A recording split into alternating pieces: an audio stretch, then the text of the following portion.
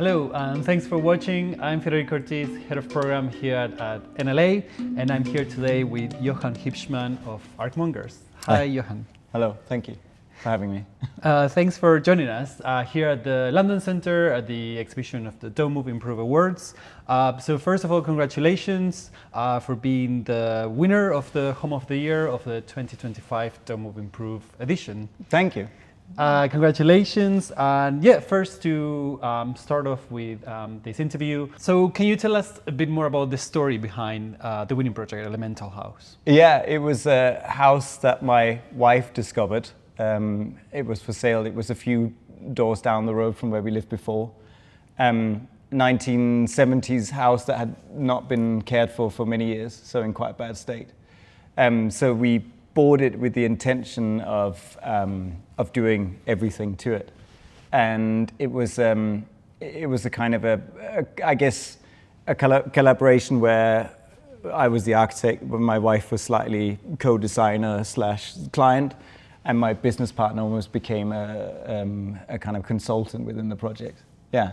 And so, did you live for a few years first, or for a bit of time first before starting the project? Actually, we'd just done our old place that was like perfect condition, and I didn't necessarily want to move, but my wife really sort of saw what this could be, and after visiting, it was great. But actually, we both agreed that it would be good to sort of make it as livable as possible and live in it for a year. To sort of feel the house and get a sense of it, and then slowly designing it alongside our projects in the practice, and then eventually sort of do the planning process. So actually, quite nice that it was livable enough in a way to sort of give it time to develop as a project. Yeah. Excellent. And so we had the pleasure to visit the house as part of the judging process, and I think one of the quite amazing things that you see right away from the entrance, and even from compared to other houses on the road that are part of the 70s project, is kind of the level of dramatic but very careful transformation of the house. So can you tell us a little bit more about that vision of transforming the house, which is a split level house, and how you transform that? Yeah, I guess as you say, there's already a gift in the split level, because it gives you the ability to cut holes in the interior and almost see it as a landscape. Because of that split level, you get these kind of views across when you're on that sort of main entrance level. You look down and up, which was not really the way the house was originally built. It had a garage, and the whole floor below was a small kitchen and generally just storage. So the main dramatic intention was to link the house more dramatically sort of through internal views, but also it wasn't really connected to the street. There was hardly any windows to the street. So it was about getting light in from borrowed from the rear facade, and then creating new windows in the front in order to get this like flow of light. But I think actually connecting the house through internal windows was a really key thing in the house. Yeah.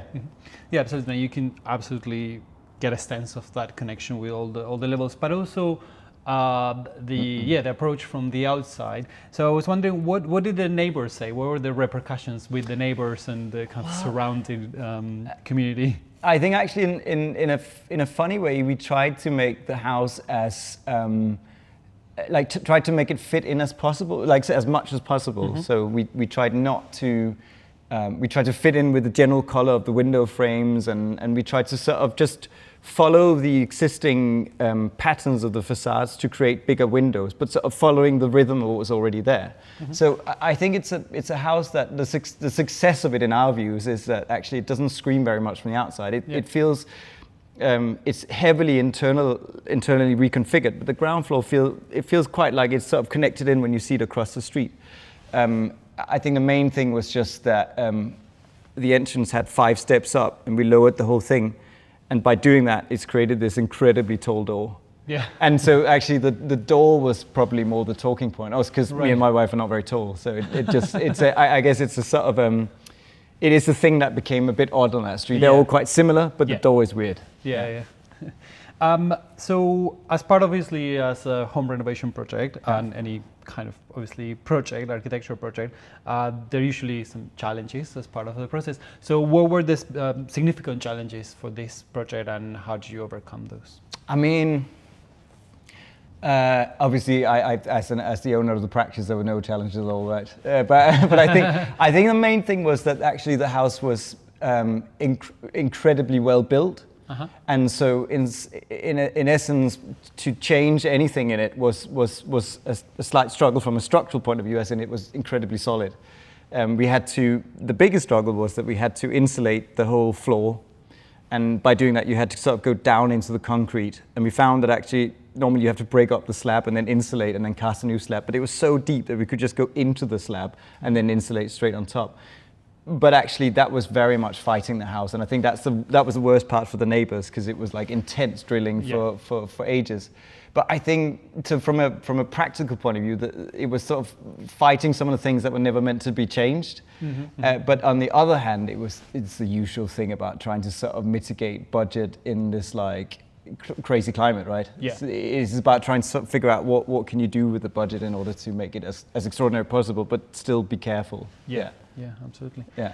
And so you mentioned you're both the architect and the homeowner. So going back to that point, obviously your wife became your excellent consultant. But from your side personally, how did you manage that, being the architect and your own project, your own house?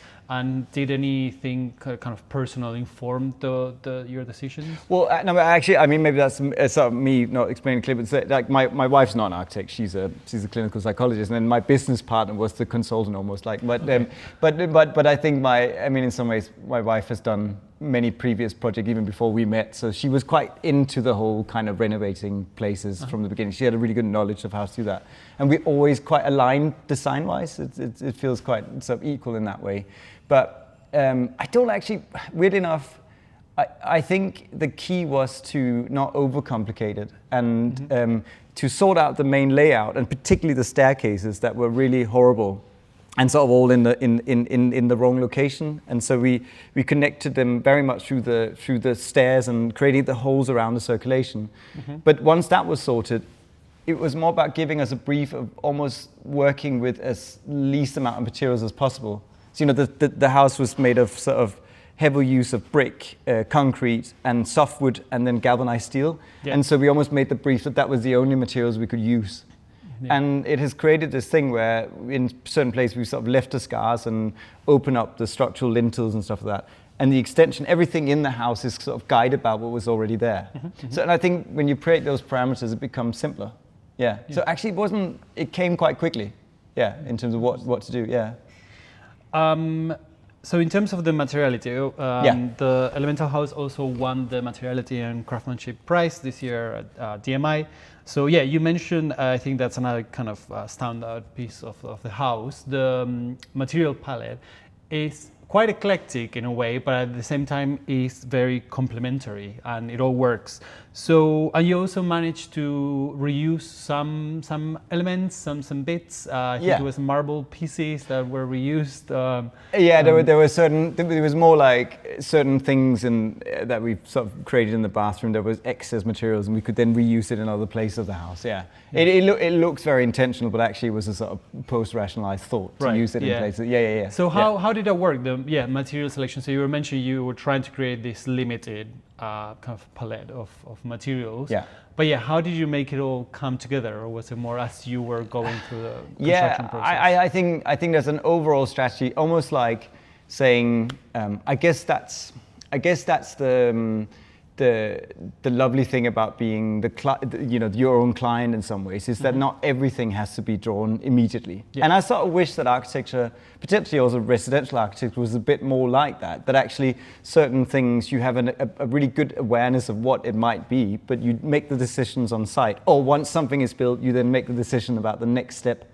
So there was very much a package that was for the contractor, and the overall things that had to be done, the shelling and the sort of relocation and stuff. And then there was a whole package that was then slowly arising as the project was ongoing. I had a really good idea about what it was going to be, but not necessarily the specific detail. Yeah. And that felt really privileged, that we were able to sort of take it slow even with those parts as well, right? So that it became very much in tune with the light that was created by cutting a hole for the stair, or all those things. I mean, and really, really humbled that the house has won both prices, and the materiality and craftsmanship is really, that's a really lovely one as well. It feels great, right? Like we're very happy that that's gone through.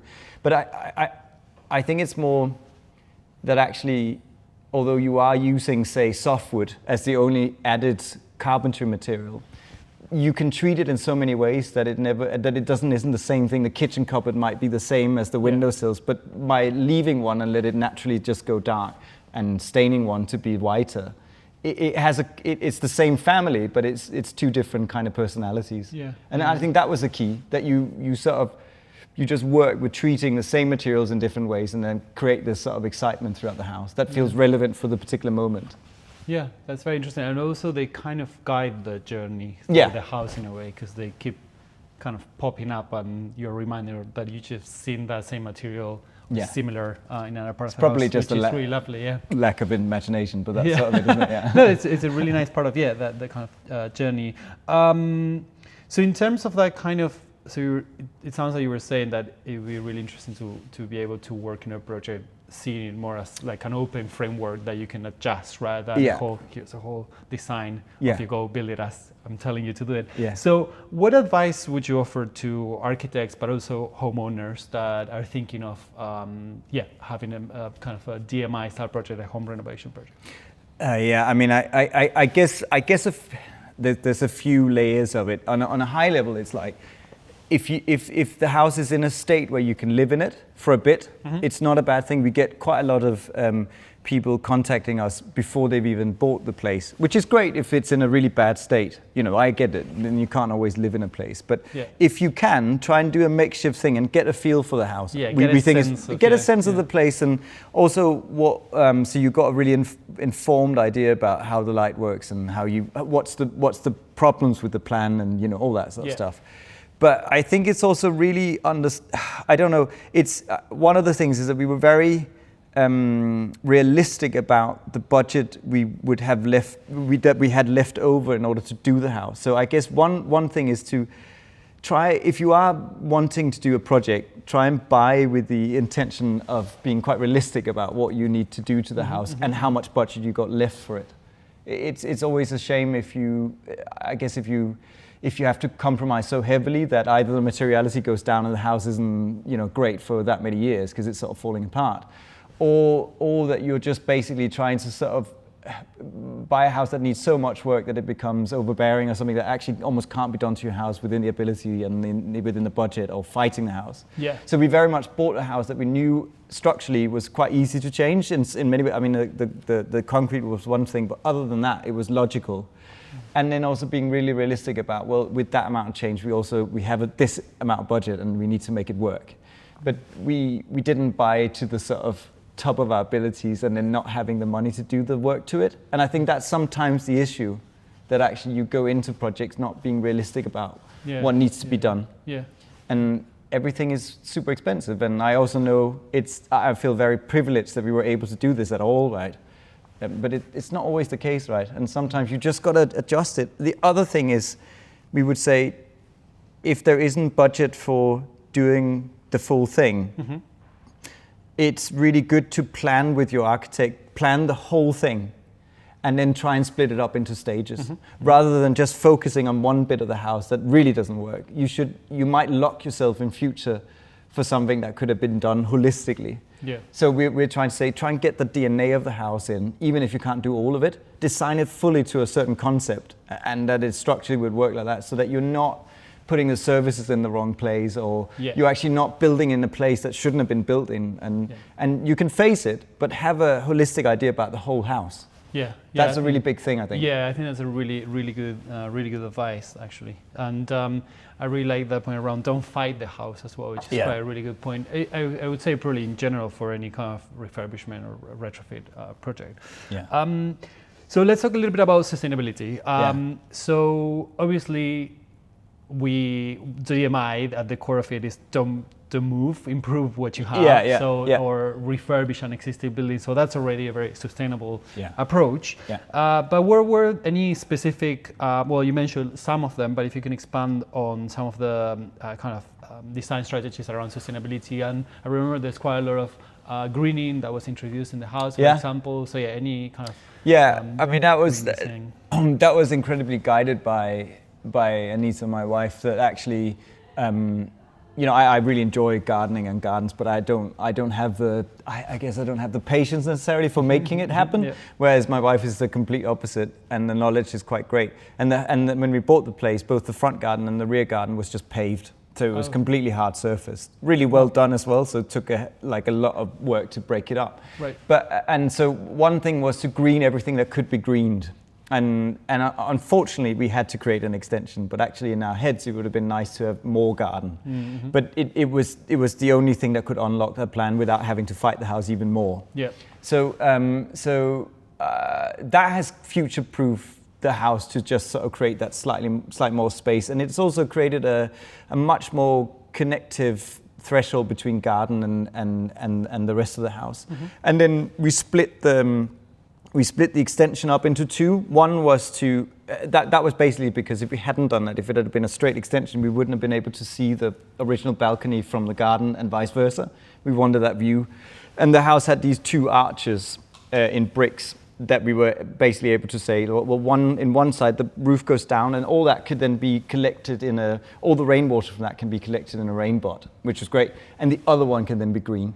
Yeah. So it was this sort of constant thing that actually we can then now water the garden with the water from that one roof. We can green up the space that was left over, and then generally green up the gardens on either side. But I guess in our practice, our attitude to sustainability is to, I guess, unlock the house first of all, so that it is sort of future-proof in its layout, mm-hmm.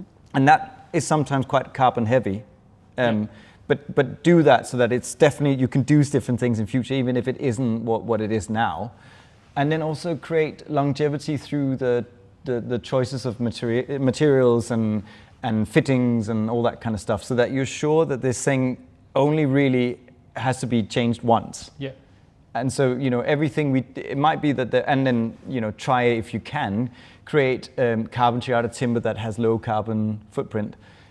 So I guess there are certain, it's a funny one, because obviously the extension is concrete, it's a cast thing, but actually the reality is that we really engineered that with our engineer Foster's structures. We got the thickness of the concrete down into a minimum, so actually it's really slender, and we piled the foundations so that we didn't have to put loads of concrete into the slab, and the terrace is part of the foundations, so that we could create a really skinny sort of plate, hardly using any concrete on that. So it's a building that is now kind of slightly indestructible. The floors are never going to go. The kitchen's never going to go. There's this idea that we shouldn't be scared of using it.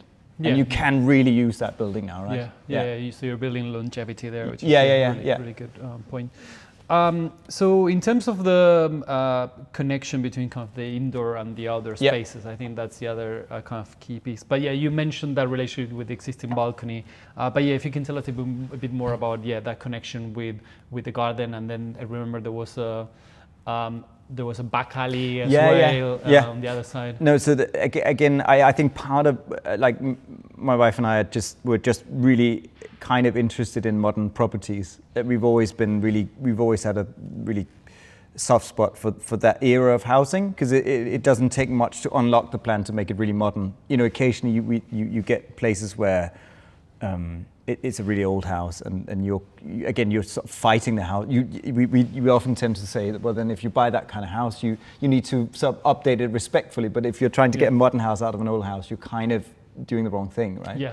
But so I guess with this house, it was about kind of connecting it to both the street, so that there was a view to the street, which there wasn't really before, and then beautifully it was a 1970s. Kind of row of terraces that had this like internal walkway between the houses, which is sort of gated. You can still go in and out, it's not locked, but it has a gate on it. And that means that we could make the garden more sort of grown up, and our son Luca can sort of, if he wants to play ball and stuff, we could just open the gates up and play in that walkway. And I think that's more of as a designer or an architect now, it's more to see that as an inspiration for future housing schemes, that actually there's something really beautiful about giving that could have been more gardens per units, but actually giving that as a sort of more public space between the houses creates an amazing community. And it again had been neglected in Hackney for years. So now we're trying to sort of create more planting in the sort of built-in planter, and actually on a summer's day the gates are open and the kids are playing. And actually, I think as a designer, I think a lot about the fact that actually is a really lovely investment as a community of houses for future development. Yeah, that's fascinating, because it's also thinking not just the house that you're buying and renovating, or but also thinking of the whole neighborhood and the surrounding. Great. So to take it kind of back to DMI a little, kind of a last question. So obviously you were actually it's the second time that Archmongers are winning the overall winners. So very well deserved. Thank you. But what was your reaction this time, and any repercussions or the recognition? How did it impact your practice? I mean, first of all, as I said before, we're really humbled and so glad that I mean, really happy that we're obviously proud of the project, and we're really happy that it's got recognized in the way it has. It's amazing. But actually, I would also say that with this lineup, it's a pretty good lineup, and some really beautiful projects across the board. So I must say we were really surprised. Like in a really good way. But on the night, we definitely didn't expect to win. So that was really lovely, and it's a great honor to do that the second time around as well. I mean, and fantastic that it's our own place now this time. Right? That's really lovely. But it's a really nice thing to have that recognition, and particularly also within London. We work quite a lot in London, but also in and around London. But there's a lot of amazing projects in London. And this is in the exhibition here is an example of how high the level is. And that means a lot, right? That the judges could sort of see that amongst this kind of crowd. So it was it's very competitive this year actually. The whole shortlist that you can come and see here at London Centre. There's some amazing projects. But very well deserved, and congratulations again. We can't wait to see your next DMI project or new projects for the practice. And thank you all for watching. Please remember to follow us on Instagram at Don't Move Improve. And thank you again. Thank you very much. Thanks.